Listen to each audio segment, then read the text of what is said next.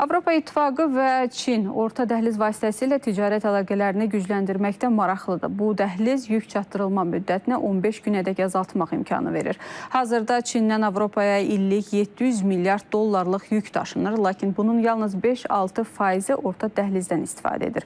Zəngəzur dəhlizinin açılması ilə isə bu rəqəmin 35 milyon tona qədər artması gözlənilir. Ermənistan da bu layihədə iştirak etməsi iqtisadi fayda təmin edə bilər, amma bu yalnız Azərbaycanla sülh sazişi bağlandıqdan sonra mümkün olacaq.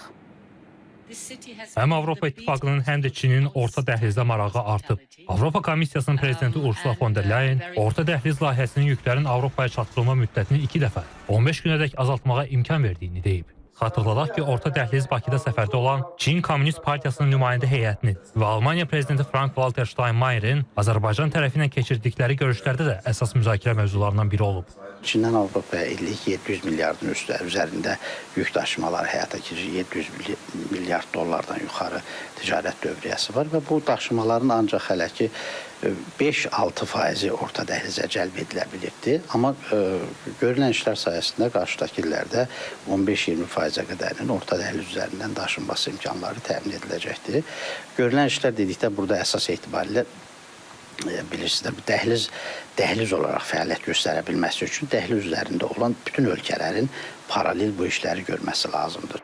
Ötən il orta dəhlizdə yük daşımaların həcmi 4,1 milyon tondan yüksək olub. Zəngəzur dəhlizinin açılması bunun 35 milyon tona çatmasına imkan verə bilər. Buradan da Çin, Avropa İttifaqı ilə yanaşı Cənubi Qafqaz ölkələri, o cümlədən Ermənistan da qazanclı çıxa bilər. Ekspertlərə görə isə İrəvan hələlik nəqliyyat dəhlizlərində iştirakda maraqlı görünmür. Həm Ermənistan, həm Azərbaycan bundan mənfəət əldə edə bilər. Ticarət əlaqələrinin yaranması ilə Ermənistan iri biznes layihələrinə başlayacaq.